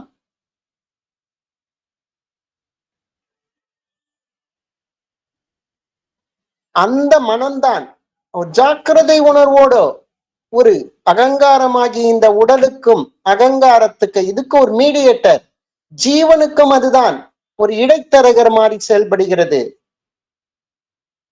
ஜீவனுக்கும் இந்த உடலுக்கும் ஒரு இடைத்தரகர் மாதிரி இந்த மனம் என்பது செயல்படுகிறது. அப்ப வெளியில் வியாபிக்கும் போது உபஜீவனத்துக்காக எடுத்துக்கொண்ட பொறுப்பை நிறைவேற்றுவதற்காகவும் கூடவே அது உள்முகமாக அது பயணிக்கும் போது ஜீவனை காப்பாற்றி நற்கதி அடைவதற்காக அடங்கிய மனமாக ஆகும்போது தான் மனதுக்கு அது ஜாக்கிரதை உணர்வு அது உண்டாகுகிறது. அதே மாதிரி அகங்காரம் அந்த அப்போ தியானம் செய்ய சொல்லோ நமக்குள்ள நித்திய வஸ்து விவேகம். அப்ப அசைந்து கொண்டிருப்பதெல்லாம் சகலத்துவம் என்ற ஒரு நிலை எல்லாம் நமக்குள் அந்த நித்தியமான வஸ்துவை காப்பாற்ற முடியாது. பிரம்மம் என்கின்ற அந்த நிலை, நிஷ்கலத்துவம் என்ற ஒரு நிலையை நாம் முறையாக அது பயிற்சி செய்யும் போது மட்டும்தான் நமக்குள் அந்த நித்தியமான வஸ்து என்பது நமக்குள் அது புலப்படும். அப்ப உடம்பை அசைய விடாமல் நிலைநிறுத்த வேண்டும் தியானத்தில். அப்பதான் அது அகங்காரம் என்பது அதனுடைய உற்பத்தியான இடத்தில் முறையாக ஒடுங்கும். அப்போதுதான் அந்த மூலாதார சக்கரமே நமக்குள் ஆக்டிவேட் ஆகும். அது இப்ப கண்ணு பிடிச்ச முத்திரை, கண்ணுல புருவ மத்தியத்தை நோக்கி பார்க்கக்கூடிய நிலை, மேல் நோக்கி பார்க்கக்கூடிய நிலை சின்முத்திரை, ஆகாயத்தை நோக்கி அதை பார்த்து இருக்கணும். முதுகுத்தண்டு நேராக இருக்கணும், தலை நேராக இருக்கணும், ஒரு பேலன்ஸான அமரும் நிலை, இரண்டு பக்கமும் உடலினுடைய இடது பாகம் வலது பாகம் ஒரு சமநிலையில் அமர வேண்டும். அந்த மாதிரி பயிற்சி பண்ணணும். அந்த ஜாக்கிரதை உணர்வு என்பது வரும். அது உங்களை அறியாமல் கண்ணுடைய பொசிஷன் புருவ மத்தியத்தை பார்க்காமல் நீங்க தியானத்துல கீழ் நோக்கி வந்துச்சுன்னா என்ன அர்த்தம்? நீங்க ஜபம் செய்து வெளியில வந்தாலும் கீழ்முகமாகத்தான் உங்களுடைய அகங்காரம் பயணிக்கும், மனம் பயணிக்கும். கையில பிடிச்ச சென்முத்திர கூட சரி, ஆகாயத்தை பார்த்த மாதிரி உள்ளங்கை இருக்கணும். இதே நடுப்புற எப்படி பேர் பாதி பேரு அப்படியே கீழ் நோக்கி பார்த்தா மாதிரி இருக்குது, பூமியை பார்த்தா மாதிரி சென்முத்திர இருக்கு, சில பேர் முத்திர கலைஞ்ச இருக்கு, இல்ல பாதி சமநிலை பாதியில நடுப்புற நிக்குது, எப்படி ஒன்னாலும் இருக்கிறது. அது ஜாக்கிரதை உணர்வு கிடையாது. அந்த முழு ஜாக்கிரதையோடு அது மேல் நோக்கி இருக்கும் போது மட்டும்தான், நம்ம வெளியில வியாபிக்கும் போது நம்மை அறியாமலேயே அது மேல் நோக்கி பயணம் செய்யும் ஜீவசக்தியான வாய்வு. இதே சின்முத்திரையும் கண்ணும் கீழ் நோக்கி பார்த்த மாதிரி இருந்தது, உள்ளங்கையை கீழ் நோக்கி பார்த்த மாதிரி இருந்தது, கண்ணு அப்படியே கீழே இறங்கிச்சு, ஜபம் பண்ணீங்கன்னா கூட ஜபத்துல நிச்சை கூட போயிருப்பீங்க. ஆனால் அந்த நிஷ்டை மூலம் பெற்ற பலனை உங்களால் தக்க வைக்க முடியாது. உடனடியாக சர்ன்னு கீழே இறங்கிடும். அப்ப வெளிமுகமாகவே உங்க பயணம் என்பது தொடங்கும். அப்ப அந்த முழு ஜாக்கிரதை உணர்வை நாம் கொண்டு வர வேண்டும். அப்ப அது உள்முகமாக எந்த அளவுக்கு நாம் பயிற்சி செய்கின்றோமோ, தினசரி நம்மளுடைய அந்த பயிற்சியில முழு கவனத்தோடோ எந்த அளவுக்கு உடல் அளவிலும் மனதளவிலும் ஜீவன் அளவிலும் இந்த மூன்று ஜாக்கிரத நிலைமையோடு நீங்கள் ஒருங்கிணைக்கும் போது மட்டும்தான் பிரம்மானந்தம் ஒன்று நிலை உங்களுக்கு கிடைக்கும். அந்த நிலையோடு ஜீவ ஐக்கியமாகது தான் அது உண்மையான அது ஜீவ நிலை. அது ஒரு உயர்ந்த நிலை, ஆனந்த பட்டங்கள் வாங்கிய நிலை, அதுதான் அது. அப்ப அதுக்குதான் நம்ம பயிற்சியை நாம் வித்தை வாங்கி இருக்கிறோம். ஏதோ 1 மணி நேரம் ஜபம் பண்ணிட்டா போதும், இது பண்ணிட்டா போதும், இன்னும் எனக்கு உபஜீவனத்துக்கான எத்த பொறுப்பு இருக்கு, அதை நிறைவேற்றத்துக்கு கடமை இருக்கு, அப்படியே போய் கொண்டு 10 வருஷம் ஆகும், 20 வருஷம் ஆகும், 30 வருஷம் ஆனாலும் சரி, அது அதிலேயே திரும்ப திரும்ப சிக்கி போய் தான் இருப்பீங்களே தவிர அதுல இருந்து மீண்டு வர முடியாது. இப்ப எந்த அளவுக்கு நீங்க உங்க கதியை மேல்முகமாக ஜாக்கிரதை உணர்வோடு நீங்கள் ஜபத்துல நீங்க ஈடுபடுகிறீங்களோ அந்த அளவுக்குத்தான் உங்களால உபஜீவனத்துக்கான எடுத்துக்கொண்ட பொறுப்பை சரியா சீக்கிரமாக நிறைவேற்றிவிட்டு ஜாக்கிரதை நிலைமையில சீக்கிரமாக அதிலிருந்து விடுதலை பெற முடியும். இல்லை என்றால் டெய்லி ஜபம் செஞ்சுட்டு தான் இருப்பீங்க. அந்த உபஜீவனத்துக்கான பொறுப்புகள் மேலும் மேலும் உங்களை அழுத்தி கொண்டுதான் இருக்கும். இப்ப இருக்கிற ஒரு 5 பொறுப்பு இருக்குதான், இன்னும் ஒரு 10 பொறுப்பு உங்களை சேர்ந்துடும், எக்ஸ்ட்ரா பொறுப்பு வேற வந்துடும்.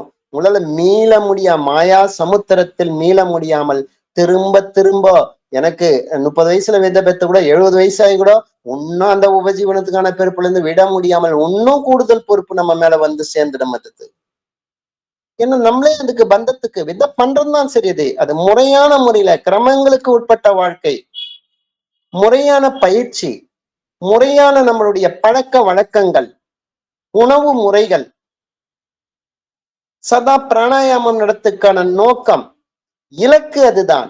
மாயையிலிருந்து விடுதலை பெற வேண்டும் என்பதுதான் இலக்கு. அதுக்காக நமக்கு 24 மணி நேரம் சுவாசம் ஓட்டிட்டு தான் இருக்கும். அப்ப இந்த 24 மணி நேரம் நமக்கு அந்த விழிப்புணர்வு நம்ம நிலையை உருவாக்க வேண்டும். அது அப்படி உருவாக்கும் போது மட்டும்தான் உபஜீவனத்தையும் மிக எளிமையாக குறுகிய காலத்திலேயே நம்ம சரி செய்ய முடியாதது. கூடவே சரியது நம்மளுடைய ஜப வாழ்க்கையை முழுமை பெறும். ஏன்னா ஞானபிதா ஏற்கனவே சொல்லிட்டாரு, நீ ஜபம் மட்டும் கரெக்டா செய், உன்னுடைய தேவைகளுக்கான ஆட்கள் நியமிக்கப்பட்டு விட்டார்கள்.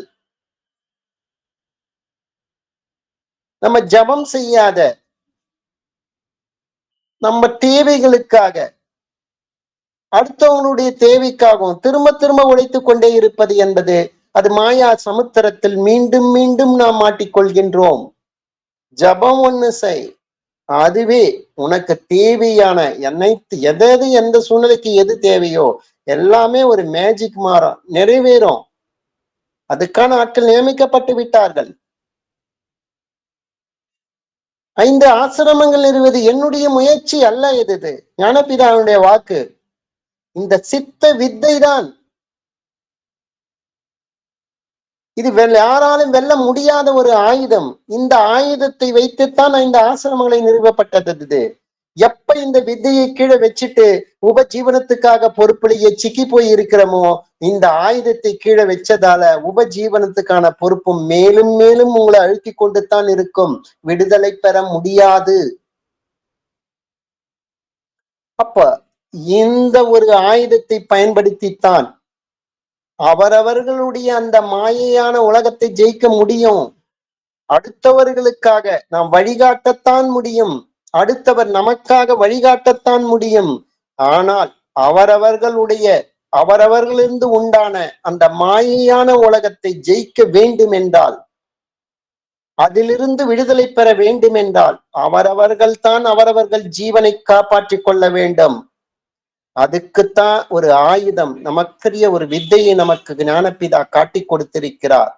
இந்த வித்தையை ஒரு முழு நோக்கத்துடன், ஒரு உண்மையான ஒரு பக்தி விசுவாசத்துடன், அந்த பக்தி விசுவாசம் என்பது ஜீவனின் மட்டும் அது கிடையாது. உங்கள் மனதுக்கும் நீங்கள் பக்தி விசுவாசமாக இருக்க வேண்டும். இந்த உடலுக்கும், நான் எனும் அகங்கார் இந்த உடலுக்கும் ஒரு பக்தி விசுவாசமாக இருக்க வேண்டும். ஜீவனுக்கும் அது பக்தி விசுவாசமாக இருக்க வேண்டும். அப்போது தான் இந்த 3 நிலைமைகளிலும் உங்களுக்கு அந்த ஜாக்கிரதை என்ற ஒரு உணர்வு உண்டாகும். அந்த உணர்வு நிலையோடு தான் இருக்கும்போது மட்டும்தான் பிரம்மானந்த ஒரு நிலையோடு ஜீவ ஐக்கியம் அடைய முடியும். அத்தகைய நிலையை அனைவரும் பெற வேண்டும். அததான் இந்த அத்தியாயத்துல ஞானபிதா உணர்த்துறாரு. இவ்வளவு சிறியதான இந்த மனதிலிருந்து இவ்வளவு பெரியதான உலகம் எப்படி உண்டாச்சு? அதுதான் மாயை. மாயை எப்போதுமே இல்லாததை இருப்பது போல் காட்டும். அது பல மடங்காக அது பெருக்கி காட்டும். அது மாயை இருப்பது இல்லது உள்ளபடி அது காட்டாதது. அது மாயில் அது பெரிய டிராப், அது வலை. அது ஜீவனை காப்பாற்ற தெரியவில்லை, அது மிகப்பெரிய வலை. அது மரணத்துக்கு அழைத்து செல்லும். அது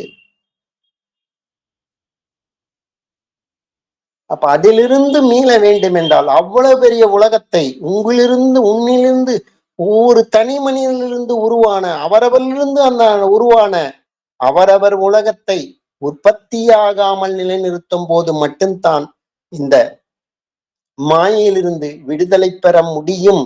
அதற்கு ஜாக்கிரதை என்ற உணர்வை நாம் பெற வேண்டும். அதுக்கான நடைமுறை வாழ்க்கையில் செயல்படுத்தும் போது மட்டும்தான் தன்னிறைவு அது பெற முடியும் என்பதை தான் ஞானபிதா இந்த அத்தியாயத்தின் மூலம் நமக்கு தெளிவுபடுத்துகிறாரு. தொடர்ந்து நாளைக்கு நாம் 14வது அத்தியாயத்துல பயணிப்போம். இப்ப யாராவது ஏதாவது கருத்துக்கள் இருந்தால் கூறலாம்.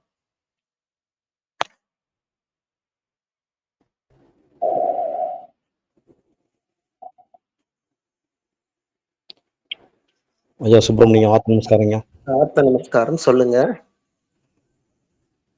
ஐயா. இந்த சித்தவேத மூச்சு சூத்திரத்தை பற்றி எத்தனை முறை நாங்கள் படித்தாலும் கூட உணர முடியாதது, மனசில் பதியாததை ஐயா ரமேஷ் ஐயாவும் நீங்களும் இப்போ அம்மாவும் நீங்கள் மீண்டும் மீண்டும் மீண்டும் மீண்டும் சொல்ல சொல்ல சொல்ல எங்களுக்கு ஒரு புதிய உற்சாகத்தையும், நம்ம கடமை என்ன, நம்ம பொறுப்பு என்ன, எவ்வளோ பின்தங்கி இருக்கோம், மறுபடியும் மறுபடியும் மாய விலையில் சிக்கிட்டு இருக்கோம், அந்த சதா பிரணாமத்தை செய்ய முடியாமலே போயிடுறோமே, நினைக்கிறேன் மறுபடியும் மறுபடியும் மாறி போயிடுறோமே, அப்புறம் மறுபடியும் திரும்பி வேலை செய்யும் பொழுது சதா பிரணாமத்தை செய்ய வேண்டிய அந்த நினைவு ஆற்றலையும் உங்களுடைய உரையின் மூலமாக கொடுத்துருக்கீங்க.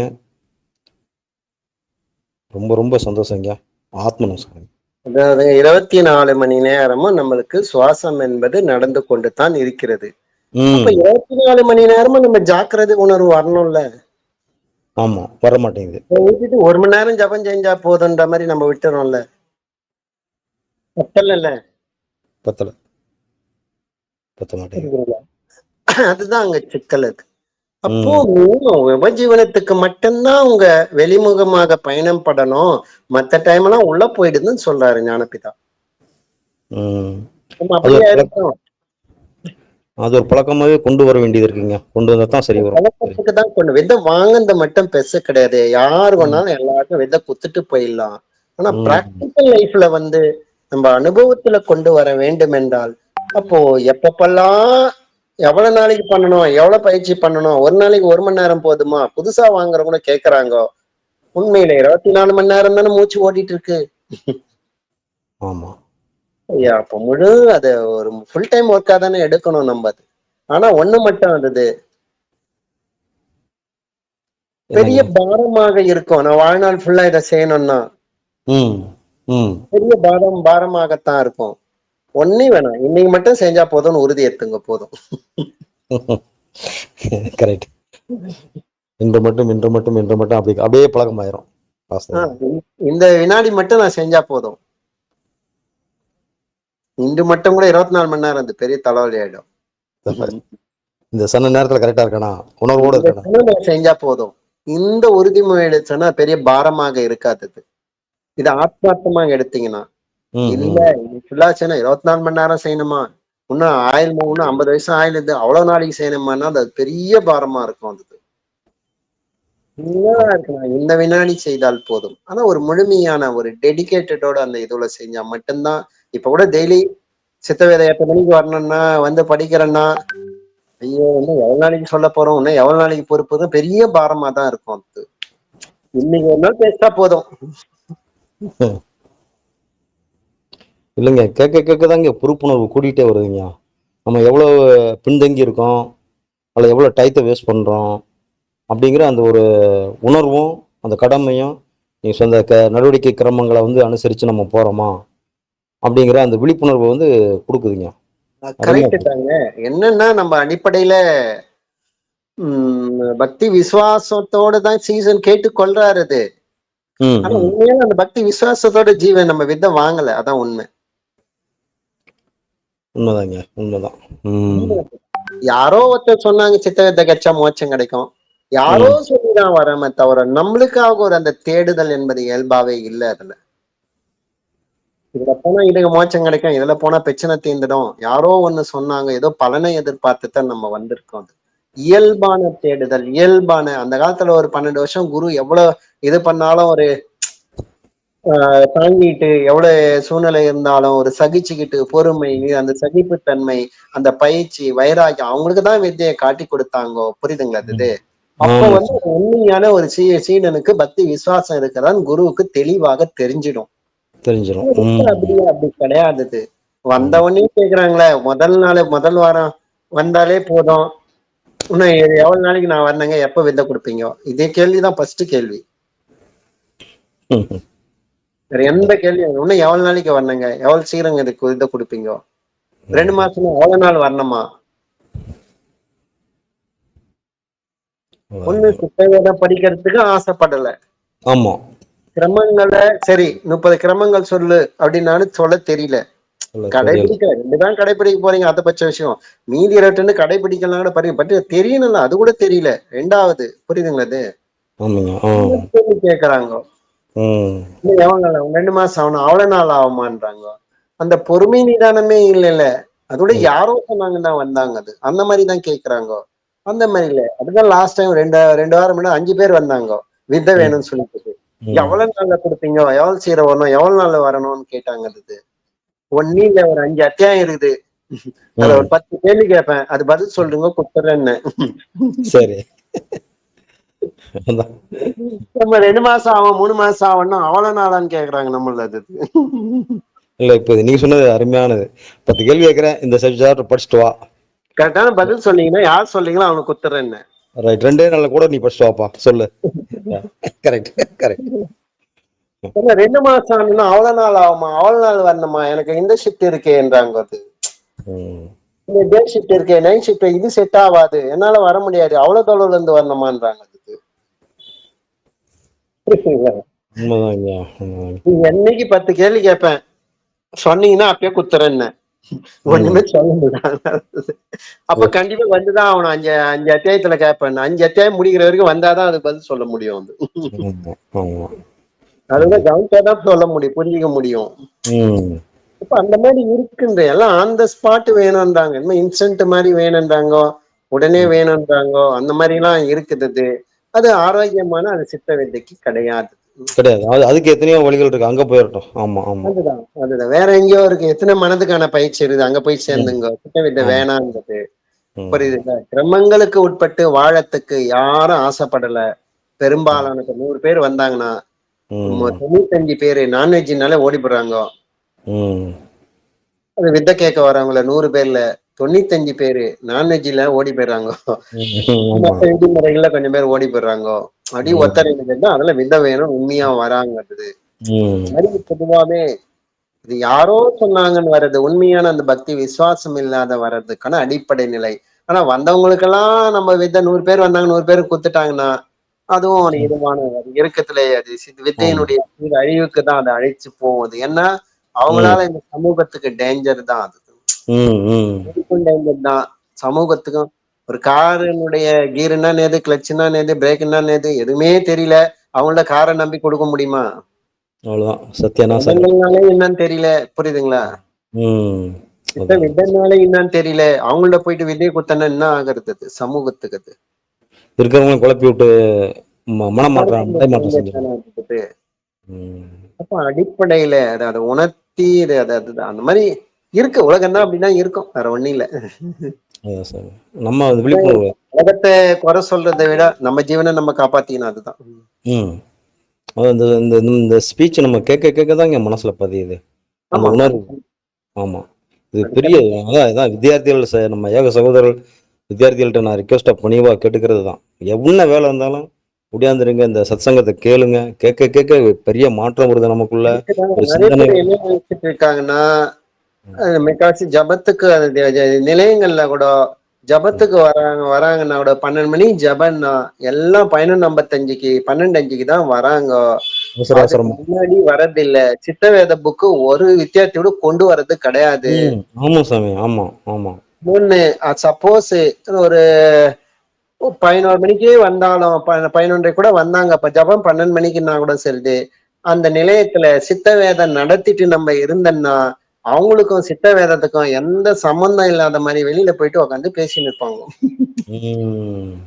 அந்த சித்த வேதத்துக்கு எனக்கு சம்பந்தமே இல்லாத மாதிரி இருப்பாங்க. நம்ம பிக்னிக் வந்த மாதிரி. ம்.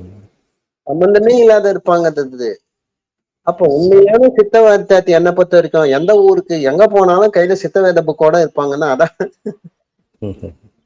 இல்ல அப்படி இருக்கும் சாமி. ஒரு சிலர்லாம் கேரி பண்ணனே நான் பார்த்திருக்கேன். பெரிய வயசானவங்களாம் பக்கம் அவங்களோட ஹேண்ட்பேக்ல வந்து ஒரு சித்தவேத புக்கு இருக்கிறத நான் பார்த்தேன். இந்த இதோட எப்போல பஸ்ல போறோமா, ஒரு 10 நிமிஷம் டைம் கிடைக்குதா, புக் எடுத்து ஏதோ படிக்கலாம், புரிஞ்சுக்கலாம், ஆசிரம புக்கு இது பண்ணிக்கலாம், இல்ல சதா பிராணாயாமம் நடத்தலாம். ம். எதுவும் ஒண்ணு ஒரு நமக்குள்ள ஒரு அந்த இது இருக்கும், அந்த தீவிரம், அந்த உணர்வு இருக்கும் போதுதான் இதே ம். சித்த வேதத்தை நான் 2 வருஷம் முன்ன ஃபர்ஸ்ட் இது நடத்துனதுக்கும் 2வது இது நடத்துனதுக்கும் 3வது இடத்துக்கும் அது திரும்ப திரும்ப நடத்த சொல்லியும் ஒவ்வொரு விதத்துல ஒரு ம். ஜபத்திலயும் ஒரு இம்ப்ரூவ்மெண்ட் இருக்கதான் செய்யுது, சித்த வேதத்துல ம். ஒரு புரிதல்ல ஒரு இம்ப்ரூவ்மெண்ட் இருக்கதான் செய்தது. ம். ம். ஆமா. இப்ப பழைய நிலைமைக்கு இப்ப இருக்கிற நிலைமைக்கு பார்த்தாலும் எவ்வளவு வித்தியாசம் இருக்கிறது. ம். எதுவுமே திரும்ப திரும்ப திரும்ப திரும்ப படிக்க படிக்கதான், திரும்ப திரும்ப பயிற்சி பண்ண பண்ணதான், திரும்ப திரும்ப இது பண்ண சொல்லதான் நம்மளுக்குள்ள இன்னும் ஒரு ஆழமான நிலைக்கு நம்மளால போக முடியுது. 2வது சரி, உலக பந்தத்திலேயும் தெரியுது, சவால் விட்டு வெளியில வெளியில வர ஒரு தெளிவான டிஸ்டன்ஸ்ல இருக்க முடியுது. புரியுதுங்களா? அது ஆமா சாமி. ஆமா ஆமா. இல்லைன்னா உலக மக்கள் நம்மள அப்படியே மேல அழுத்தி விட்டுறாங்க. ஆமா. அப்படியே நம்மள இது பண்ணி விட்டுறாங்க. அது அவங்கள மாதிரியே மாத்தி விட்டுறாங்க. மாத்தி அவ்வளவுதான், மாத்தி விட்டு பொசுன்னு போயிடுவோம். வேற ஒண்ணும் இல்ல, யாருன்னு பாக்குறோமோ அவங்கள மாதிரி நம்மள மாத்திடுறாங்க, அவ்வளவுதான் மிச்ச விஷயம். அவங்களால முடிஞ்சது கைங்கரியம். அவங்கள இயல்பு அதுதான். அது உலகத்தினுடைய இயல்பு அதுதான். அவங்கள மாதிரி மாற்றி விட்டுருவாங்க அது. ம். அதுதான். அப்போ இது இந்த சித்தவேத புரிதலு கிரமங்கள் வாழ்க்கை தான் உலகத்திலிருந்து உஷாரா தப்பிக்கிறதுக்கு சுதந்திரமாகறதுக்கு இது நிச்சயமா இதனுடைய தேவை என்பது இருக்குதான். கண்டிப்பா இருக்கு. இந்த புத்தக படிப்பும் தேவை. தேவை. மத்தகத்துல முழுமை பெறும் வரை இந்த புத்தக படிப்பு கண்டிப்பா தேவை. ம். இது கண்டிப்பா புரிதல் வேண்டும். கண்டிப்பா சார். கண்டிப்பா. சரிங்க. சரி சார். ஆத்ம நமஸ்காரம் சாமி. ஆத்ம நமஸ்காரம். நமஸ்காரம். இப்போ நாம இந்த சித்தவித்த பயிற்சியில உடலாலும் மனதாலும் வாக்கினாலும் கர்மத்தாலும் மனசாட்சிக்கு விரோதமாக யாதொரு செயலும் செய்ய மாட்டோம்னா, மனசாட்சி என்பது எதுன்னு பாத்தீங்கன்னா, அவரவர்களுக்கு அவரவருடைய அடங்கிய மனம்தான் அவரவர்களுக்கு மனசாட்சி. அதுதான் அந்த அடங்கிய மனம்தான் எந்த அளவுக்கு சலனப்பட்டது என்பதை ஒரு சாட்சியாக அதுக்கு நிரூபிக்க முடியுது. ஏன்னா நீங்க நிஷ்டை கைகூட வேண்டும் என்றால் உங்களுக்கு இதுவரை நீங்கள் எந்த அளவுக்கு சலனப்பட்டீர்களோ அதுதான் உங்களுக்கு சாட்சியாக முன்னெடுக்கிறது. அவள் சில விடாது, உங்களை அடங்கத்துக்கு விடாதது. அப்ப சலனத்தை நிறுத்த வேண்டும் என்றால் அது நமக்குள்ள அது ஜீவனை அது காப்பாற்றிக் கொண்டால் மட்டுமே அது முறைப்படி. அப்ப உடல் அளவிலும் மனதளவிலும் ஜீவன் அளவிலும் சலனமில்லாமல் நாம் போகும்போது மட்டும்தான் அதுதான் உடலாலும் மனதாலும் வாக்கினாலும் கர்மத்தாலும் ஜீவசக்தியான வாயு கர்மம் என்பது மனசாட்சிக்கு விரோதமாக யாரொரு செயலையும் செய்ய மாட்டோம். அப்ப அது அடங்கிய மனமாக ஆக வேண்டும். அடங்கிய ஜீவனாக அது வாயு அடங்கும் போது தான் ஆகாசமாகிறது. சலனம் இல்லாமல் அடங்கும் போது தான் அதுதான் அக்ஷரமாகிறது. அதுதான் பிரம்மானந்தத்தை பெற்றுத்தரும். அப்ப அத்தகைய நிலை பெற வேண்டும் என்றால் மனசாட்சிக்கு விரோதமாக யாதொரு செயலையும் செய்யக்கூடாது என்ற உறுதிமொழியை நமக்குள்ள அப்பப்ப காப்பாற்றி கொள்ள வேண்டும். இதை பற்றி சொல்றது பற்றி இல்ல, நினைக்கிறது மட்டும் இது கிடையாது. நடைமுறை வாழ்க்கையில் சதா பிராணாயாமமாக அது மாற்றும் போது மட்டும்தான் அந்த நிலையை நோக்கி நாம் உண்மையாக பயணிக்கின்றோம் என்பதைத்தான் இந்த இடத்துல அனைவருக்கும் ஞாபகப்படுத்துடன் எனக்கும் இதை ஞாபகப்படுத்திக் கொள்கின்றேன். அனைவருக்கும் ஆத்ம நமஸ்காரம். அனைவருக்கும் ஆத்ம நமஸ்காரங்க. அனைவருக்கும் ஆத்ம நமஸ்காரம். அனைவருக்கும் ஆத்ம அனைவருக்கும் ஆத்ம நமஸ்காரம்.